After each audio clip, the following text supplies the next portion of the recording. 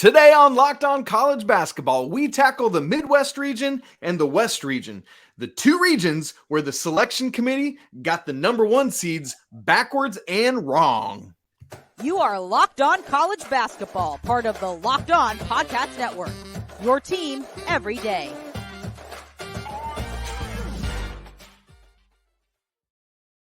Hey there, welcome into the Locked On College Basketball Podcast, the only daily national college hoop show out there. We are your co-hosts. He's Andy Patton. I'm Isaac Shade, and we want to thank you for making us your first listen or watch of the day. The amount of people tuning into this show right now is ridiculous, and we cannot say thank you enough. What a joy it is to get to talk college basketball together all of this time. I hope you're enjoying diving in with us. Thank you, thank you. Thank you. Today's episode is brought to you by FanDuel Sportsbook, the official sportsbook of the Locked On Network. Make every moment more with FanDuel. Visit FanDuel.com/LockedOn today to get started. So, Andy, like we said, we're going to talk about the West bracket where we got the Kansas Jayhawks, who should be in the Midwest bracket that we're about to talk about. We're going to wrap up the show giving you our region MVPs, our region breakout stars, some transfer portal news, all sorts of great stuff. But we do start in the Midwest bracket where we will get second weekend games, so Sweet 16 and Elite 8 in Kansas City on Friday, Sunday in the T-Mobile Center, not to be confused with T-Mobile Arena, where the West region games will be in Las Vegas. Houston, number 2 overall in this tournament, number 1 in, Andy, do you say tournament or tournament? Tournament. Tournament 2. I'm a tournament guy. Let's not be tournament guys. Okay, good. Houston is number 2 overall, number 1 in this region, and thus they get this seed in Kansas City, the seed that many people thought Kansas City would have.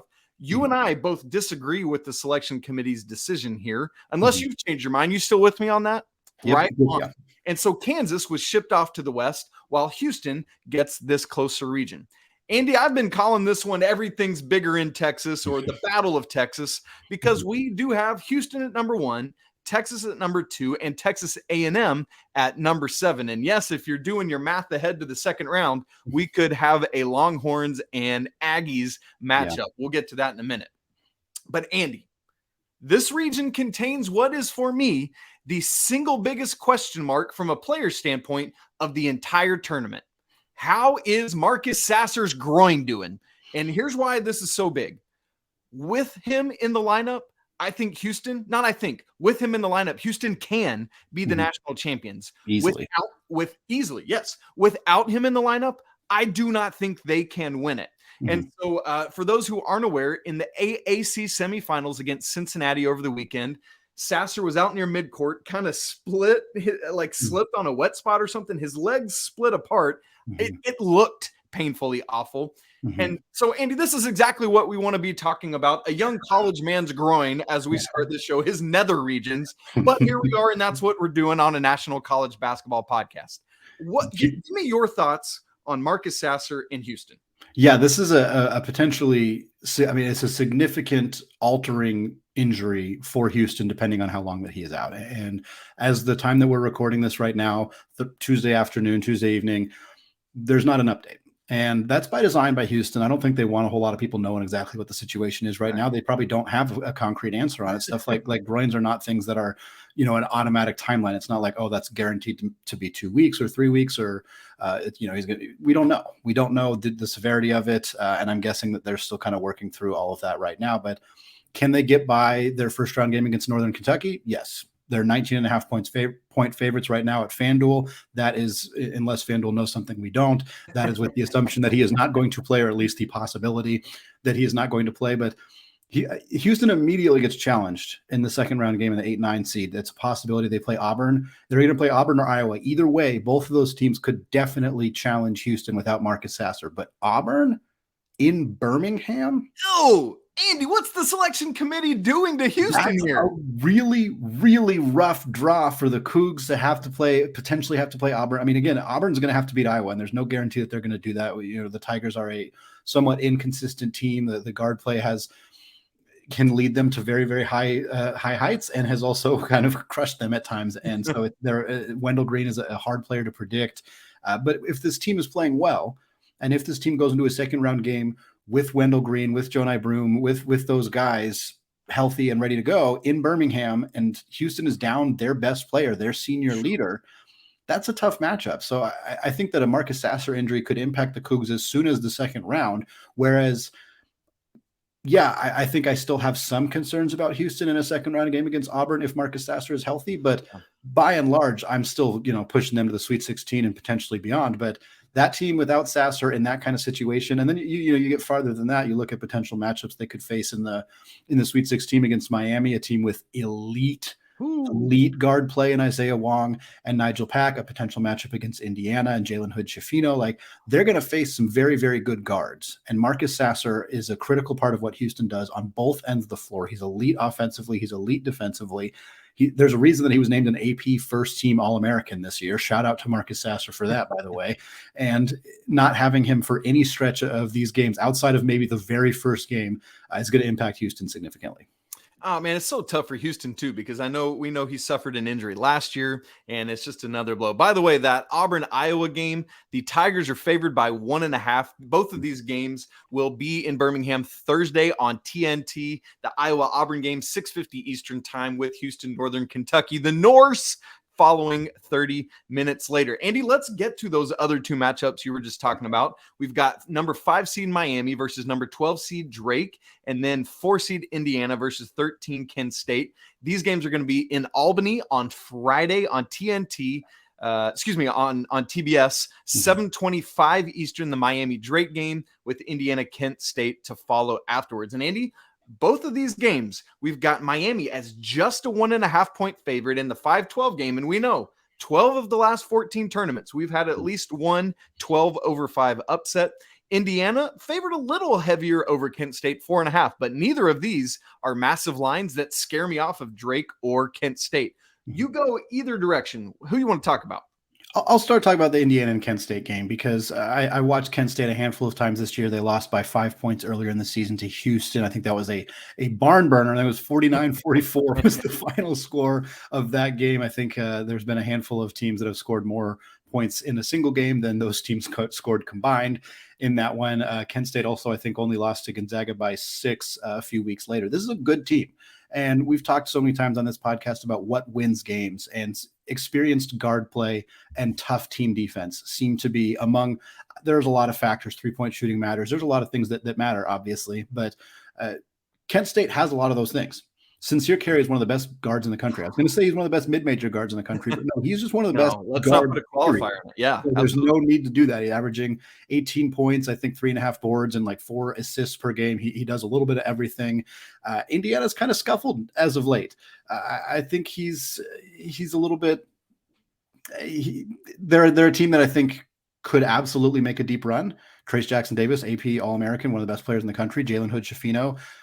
It kind of resides on him. How he plays in that game is going to make a significant impact. And Sincere Carey and Kent State's the kind of team that I think could slow him down and potentially pull off a victory there. And then back in this Miami game, the thing I'm really watching for, because I love this Miami team. You already talked about their guard play. Part of what makes this engine go and allows the guard play to be so elite is their big guy inside, Norchad Omier, just a dude. The problem is he too suffered an injury against Duke in the ACC semifinals last week. And so watching for that, I mean, you would imagine he's going to be able to get up and go. But against Drake, remember, I already said Miami's only a 1.5 point favorite. So the Bulldogs are able to do a lot. They have a high block percentage, 19th in the country, and they are 3rd themselves in the nation in offensive rebounding defense. So that's going to be an interesting, something's got to give there.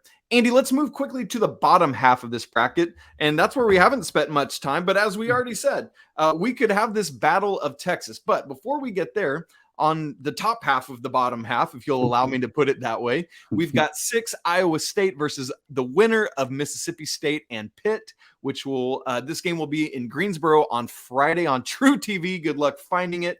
After the Xavier-Kennesaw State game, that's the 3:14, which will be at 12:40 Eastern.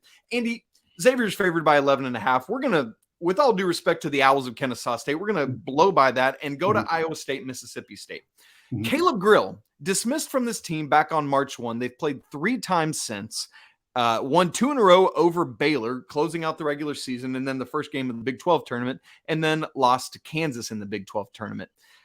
You always got to have those addition by subtraction conversations, but man, I love this team. Gabe Kalsher in particular, they had a tailspin towards the end of the season, and there's no guarantee that the winner of Pitt and Mississippi State won't come out and do it. Pitt has had a great year in the ACC. Just like watch out for Jamarius Burton. This dude is legit. And there's always that thing of, is a team rolling whoever wins after having already played? We got to watch for that. Obviously, we don't yet have a line for this game because we don't know who the matchup's going to be, but we will keep our eyes on that. Andy, where we really want to camp out for a little bit here is the possibility of Texas versus Texas A&M, because Texas A&M left the Big 12 a couple years to go to, not to escape Texas, but let's say it that way because that's funny, and went to the SEC. We know that Texas and Oklahoma are joining the SEC in the 24-25 season, but the college basketball gods might be saying, let's just get a little primer of that ACC matchup.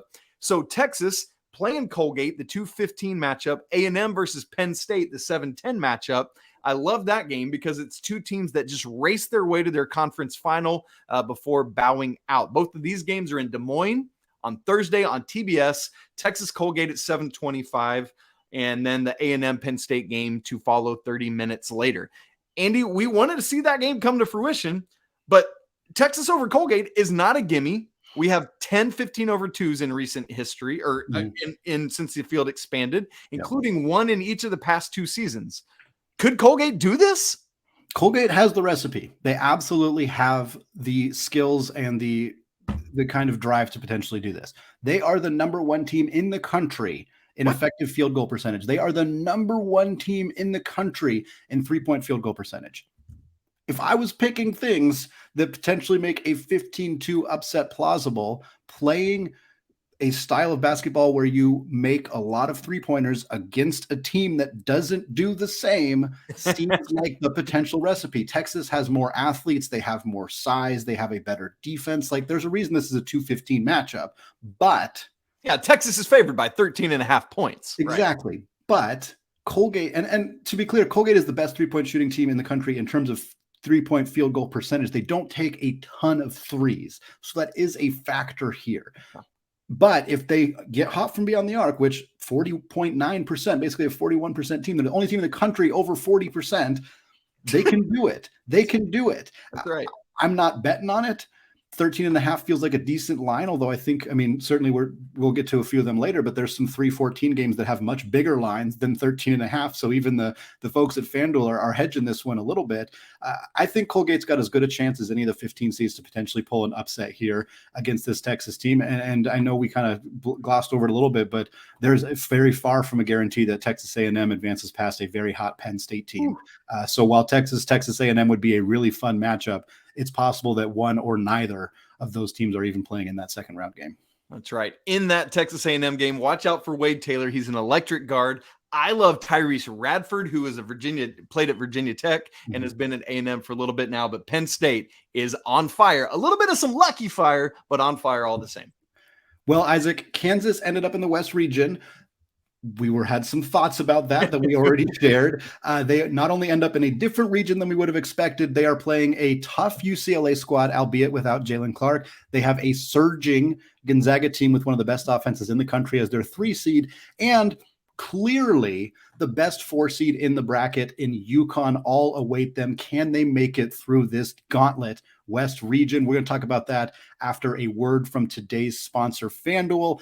The NCAA tournament is here, and now is the perfect time to download FanDuel, America's #1 sportsbook, because new customers get a no-sweat first bet up to $1,000. That's bonus bets back if your first bet doesn't win. Just download the FanDuel Sportsbook app. It's safe, secure, and super easy to use. You can bet on everything from the money line to point scores and threes drained. We have given you lines on so many upcoming NCAA games. Let us know what you think. We would love to hear your thoughts on these gambling games here. Plus, FanDuel even lets you combine your bets for a chance at a bigger payout with a same-game parlay. So don't miss the chance to get your no-sweat first bet of up to $1,000 in bonus bets when you go to FanDuel.com/lockedon. That's FanDuel.com/lockedon to learn more. Make every moment more with FanDuel, an official sports betting partner of the NBA. Well, Isaac, folks can go grab their bracket and go listen to the Locked On College Basketball Bracket Breakdown. We recorded that on Sunday, a few hours after we had the results of the Selection Sunday show. It's national analysis. We have insights from some local experts around the college basketball landscape. It's a fantastic breakdown. Everything you need to know to make the most informed decisions on your bracket.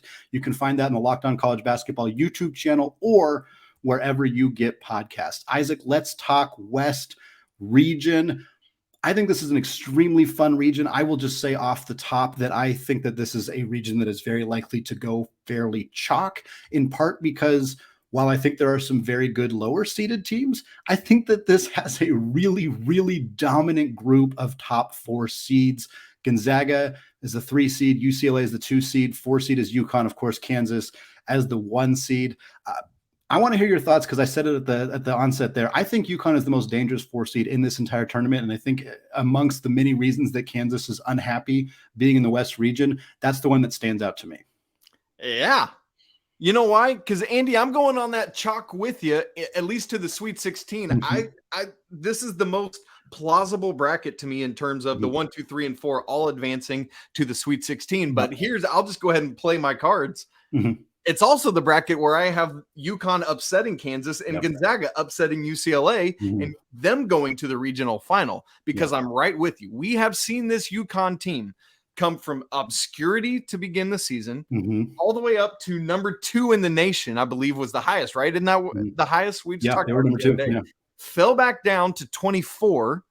And then now we're all the way back up. They were 11 in the next to last AP poll. And now I've already forgotten because who cares about that final AP poll of the year? But that's the kind of noise they made because they have the capability to do it. And so with UConn, I mean, they have knocked off so many good, solid teams. They've won 9 of their past 11. They're 4th, Andy, at Ken Pom. 4th at Ken Pom. 6th in offense, 11th in defense. That nobody else is looking that solid at Ken Pom. This is a weird thing where we don't have anymore. Typically, we have at least one team that's top 10 in both offensive and defensive efficiency. We ain't got that right now at Ken Pom, but we do have UConn, who is, they're 6th in offensive efficiency and 18th in defense. 18th, I was reading the numbers wrong there. But it's just crazy what they are doing. And so with UConn, they got to face this Iona Gales team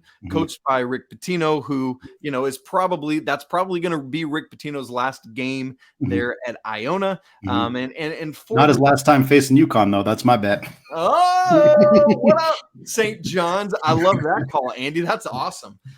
And so this game's going to go down in Albany on Friday on TBS after St. Mary's and VCU. So, Andy, I love this UConn team, but assuming they get by, who are they playing? Yeah, that's a great question. My bracket says St. Mary's, but I'm starting to change my tune on that a little bit. Both these teams have somewhat similar kind of on paper looks. They're both very good defensive teams. They're both good, but not elite offensive teams. St. Mary's, at least by the Ken Pom rankings, is better on both ends of the floor. Again, there's a reason they are a 5 seed and VCU is a 12 seed, but VCU's biggest strength in terms of their defense is St. Mary's defense is just, they're going to make you take tough shots. They're going to slow the pace down. They're not getting a bunch of turnovers necessarily. They're just kind of forcing you into difficult shots. VCU forces turnovers. They have the 12th highest steal percentage in the nation and the 12th most steals in the nation, I believe. St. Mary's struggles with pressure. Gonzaga proved it. They put a blueprint out there in the regular season finale against St. Mary's and in the WCC championship. They put a 1-2-2 zone press and ran it all game long. 38 and a half minutes of that game, they played a press, and St. Mary's struggled. VCU is going to watch that film. I promise you they're going to watch that film. And if they utilize that pressure, if they push Aiden Mahaney, if they push Logan Johnson, if they make those guys feel that pressure and feel like they can't get comfortably into their offense, that could work. That could absolutely work. Now, does VCU have the offensive firepower to score enough points against St. Mary's is also very, very elite defense? That's the question. That's the question, because VCU, they may only have to score 55 points to beat St. Mary's. That honestly might be the total they need to get to. but there's a legitimate question to whether they can do that against this very, very good St. Mary's team. This is going to be a fun game. St. Mary's has to travel all the way to Albany, New York from Moraga. That's tough. That's a tough draw for them. It's part of the deal. It's part of what happens if they can kind of get through the jet lag and play their best brand of basketball. I think they win, but as most 512s, this is not a foregone conclusion at all. No, it's not. Andy, let's breeze through the rest of this bracket because we need to keep the train moving here. The rest of the upper half, number 1, Kansas versus 16, Howard the Bison. First time in since 1992. Jayhawks favored by 22.5. We don't see a Virginia UMBC situation here, but I guess who does ever see that coming? They're 1-147 all time, 16 seeds. Now, this Arkansas-Illinois game at the 8-9 line comes right after that. So in Des Moines, Thursday on TBS, the Kansas Howard game's at 2. This one is 30 minutes after. Arkansas is favored by only 1.5. This is a matchup of two teams that have a high ceiling of potential to me, but have never come really all that close to hitting it this season. I personally have Illinois winning this game because I don't think Arkansas has been able to fully work in Nick Smith Jr. Back from some injuries and other things like that. But for Illinois, watch Terrence Shannon Jr., the Texas Tech transfer. If you've never seen him, phenomenal. They've also got Matthew Meyer, a transfer from Baylor. So we got all these Big 12 guys. Monster Meyer, right? Yes. And so Meyer kind of up and down, but when he's on, boy. So if we get that version of Illinois, Ayo Dosunmu is going to be a happy man on Thursday. In the bottom half of this bracket, Andy, let's just run through these 4 games quickly, see if there's anything you want to say on it, and then we'll move along. We've got the 6-seeded TCU Horned Frogs against the winner of Arizona State, Nevada, which that game will be on Wednesday night, by the way, that play-in game. And then first before that, Gonzaga, the 3-seed against 14th-seeded Grand Canyon. Both these games in Denver on Friday on True TV. Gonzaga, Grand Canyon at 7:35. Zags favored by 15.5. And then the TCU Arizona State or Nevada game follows 30 minutes later. The bottom half of the bracket, 7-seeded Northwestern versus 10th-seeded Boise State. Sacramento, Thursday, True TV at 7:35. That game is Northwestern. No, it's Boise State by 1.5 at FanDuel. And then wrapping up after that, UCLA, the 2-seed versus UNC Asheville, also there in Sacramento on True TV. So, Andy, let's just say this about TCU. They're a great team, a lot of talent. Mike Miles, awesome. They don't have Eddie Lampkin, and I think that severely limits their capability. Agreed. I got the whole bottom half of this going fairly chalk. I think Northwestern Boise State's a legitimate toss-up. A little surprised the Broncos are favored in that game, but to me, Gonzaga is going to advance past Grand Canyon. 15.5 is a really big line for that game. I was a little surprised to see that. I think Gonzaga will win. I think there's a good chance they win by double digits. I don't know if I could actually bet against my Zags, but I wouldn't necessarily advocate or I think if people wanted to bet the Grand Canyon against the spread there, I think that might actually end up happening there. But I think TCU without Eddie Lampkin, that's a really big blow for them. I think they'll advance past either Arizona State or Nevada just because they're a better team. And Mike Miles is so good. But they're going to have a really hard time against the Zags. And meanwhile, I think UCLA is going to take care of business against Asheville and the winner of Northwestern Boise State. I think that they have a nice path, even with an injured Jalen Clark, to kind of move through the bottom half of this and advance to a matchup likely against Gonzaga. And at that point, that's going to be a fun one. Oh, boy, it will. And by the way, I spoke right the first time and then second guessed myself. It is Northwestern favored by 1.5 over Boise State. So, Andy, we've got some region MVPs, some breakout stars. We've got some Elite 8 and Final 4 picks to make, as well as a little bit of somebody being hired and immediately suspended. What? Yes. We're going to talk about all that in just a second. All right, Andy, some first 4 action is going on in real time. Love getting to pod when there's stuff happening. Right now, we've got the first game of this year's NCAA tournament happening, the 16 play-in game in the South region. We got Texas A&M Corpus up on Southeast Missouri State, 58-52 right now, 6:10 left in the second half. So it looks like they will be moving on, and that is the Alabama region, right? Yeah, so the winner plays Alabama, and then in a little bit, scheduled for 8:10 p.m. Eastern on True TV, will be Pitt and Mississippi State, the 11 seed in that bracket we previewed first there, the Midwest bracket. So, Andy, a couple things. We mentioned yesterday on the show that JJ Starling from Notre Dame was one of the biggest names to hop into the transfer portal quickly. He's already committed to Syracuse. There we go. In and out. Just like that. Jim Boeheim's gone. JJ Starling's in. That's what it is. And then, Andy, Will Wade and all his strong, some kind of offers from LSU has been hired and immediately suspended by McNeese State. It's one of those things where you're just trying to get out ahead of any incoming sanctions from the NCAA. So McNeese State does take a chance on hiring Will Wade, and he's suspended for 5 games. So there we go. Andy, what we have saved for the end, the wonderful morsel on top of this whole thing, is we want to go back to the Midwest region, and we're each going to give an MVP pick as well as a breakout candidate, somebody that you might not have heard of that we want to make sure you catch, as well as who we think is coming out of this Midwestern region. So, Andy, let's give our Elite 8 teams and our Final 4 picks for that as well. Why don't you start? Well, Elite 8 teams that I have in the Midwest region is Texas taking on Miami. And part of the decision there is uncertainty about Marcus Sasser's injury. I think, I think Houston advances past Auburn or Iowa. I think a matchup against Miami is tough.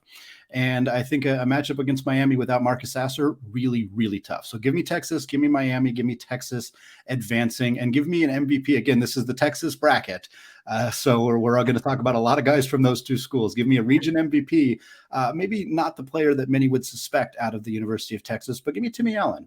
The latest report we have from him as we're recording right now is that he is at full strength.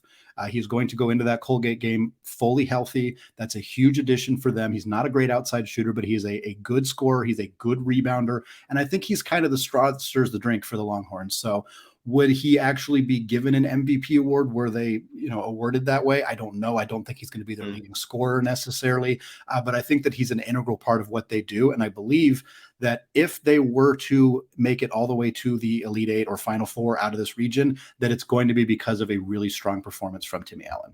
And then I'll give you my breakout as well before I let you go, Isaac. A breakout candidate here, and again, this is all kind of dependent on the Marcus Sasser situation, but give me Terrence Arsenault. Terrence Arsenault is a top 50 prospect coming into the year. He's played kind of a bit role for Kelvin Sampson's team. He's shown high levels of production and flashes some real excellence. His numbers aren't going to jump out on the page, but that's why he's a breakout candidate. He started in place of Sasser in that championship game against Memphis. I think there's a very real chance that he's the starter for Houston in that first round game against Northern Kentucky. Whether Sasser comes back after that remains to be seen, but if Houston makes a deep run, whether they have Sasser or not, I have a feeling that Arsenault is going to be a name that people are going to start learning this year. Love that. For me, I have these same 2 teams in my Elite 8 with Texas winning as well and heading on to the Final 4 out of this everything's bigger in Texas bracket. My MVP is also from Texas, but it's somebody else. It's Marcus Carr. I'm not overthinking this thing. He's Texas's leading scorer. Love to see the year he's having after not being quite there last year. But here's the thing with Texas, Andy. There's a whole host of dudes. It could be Dylan Dessou. It could be Sir Jabari Rice. It could be Tyrese Hunter. Any of these guys I feel like are capable, or Timmy Allen, like you said. By the way, hire Rodney Terry. Give this man his flowers. Make him the head coach. For my breakout, I want you to keep your eyes on Jordan Miller of Miami, the Hurricanes' second leading scorer. You've heard of Isaiah Wong. You've heard of Nigel Pack. We talked about him earlier, but it's Jordan Miller who is the second leading scorer. And from a lot of NBA folks I've heard from, is perhaps the greatest NBA candidate on that team. So have your eyes on Jim Laranjega's guy, Jordan Miller. Andy, let's do the same thing with the Western bracket. Yeah, Kansas is the team that I think I have advancing here. I have Kansas versus Gonzaga in the Elite 8. I said chalk, and I'm not kidding. My bracket is chalk on the West with one exception. The one exception is a 3 seed beating a 2 seed. It is not bold. Sometimes I have bold takes. This is not one of those times. The West region, I feel like those top 4 teams are so good.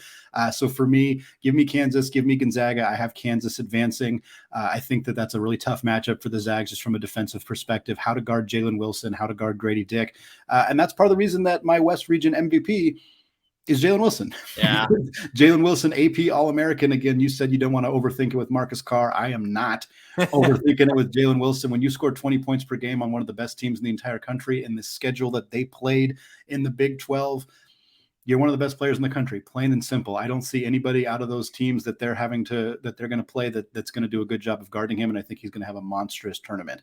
For my breakout, I'm going to stick with one of my Elite Eight teams. I'm going to stick with the Zags in this case. And I'm going to take Nolan Hickman. And I talked about this on the Locked On Zags podcast. I think Nolan Hickman is a huge key for what Gonzaga wants to do in the NCAA tournament. You've heard of Drew Timme. You've heard of Julian Strawther. If Gonzaga is going to advance to the Elite Eight as a 3 seed, it's going to be because of point guard play. Nolan Hickman hit 5 threes against St. Mary's in that championship game. He hit 5 threes in their last regular season game prior to that. Coming into the tournament that hot from beyond the arc, I think is going to make him a player that is going to get a lot more attention this month than maybe he's gotten throughout the regular season. I love to hear that. Well, I had already given mine away, but I'm going with UConn and Gonzaga. Yeah. So it's kind of chalky, but it ain't rock chalky. I'll tell you that, because I'm going UConn over Kansas. You see what I did there, Andy? I'm a dad, and I got dad jokes. That was a classic. Thank you. I'll take my bows, and I'll see my way out. No, but I'm going to have Gonzaga actually beating UConn. I want to see Drew Timme get one of these on his way out the door. And so to that point, I have Gonzaga moving on to the Final Four. My region MVP is that man, Drew Timme. He has been the face of college basketball the past couple of years. He's gregarious. He's got this wild and fun personality, trying to build up his teammates, asking opponents to go out for drinks while they're at the score. Like, I just love Drew Timme, and I would love to see him just continue to dominate, and there's no reason to think he can't. Would love a matchup in the regional final against UConn, because that would be Drew Timme against Adama Sanogo and Donovan Clingan. How fun would that be? Andy, college basketball is awesome. And then for my breakout, Grady Dick. We began this podcast by talking about nether regions. We're ending this podcast by talking about nether regions. Grady Dick is my breakout star. This guy coming out of Wichita has had some kind of year for Bill Self. I know it's Jalen Wilson is the dude. I know it's DeJuan Harris is the point guard that makes it go. And to that point, I wouldn't be surprised at all to see Kansas making it right back to the Final Four.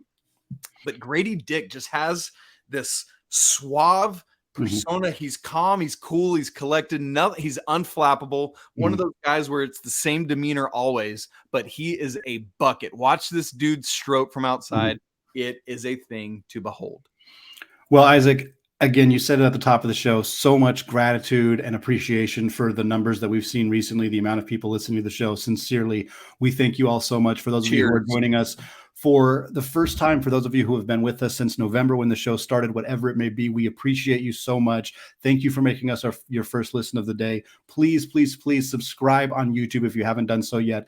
Find us wherever you get your podcast. Leave us a review on iTunes. Leave us a comment, whatever it may be. We got more content coming your way, of course, Thursday and Friday and into the weekend. Isaac and I are talking college hoops every dang day from now until April 1st. I can't wait. I know you can't wait either, my friend. We're going to be back with you all tomorrow. For now, peace out.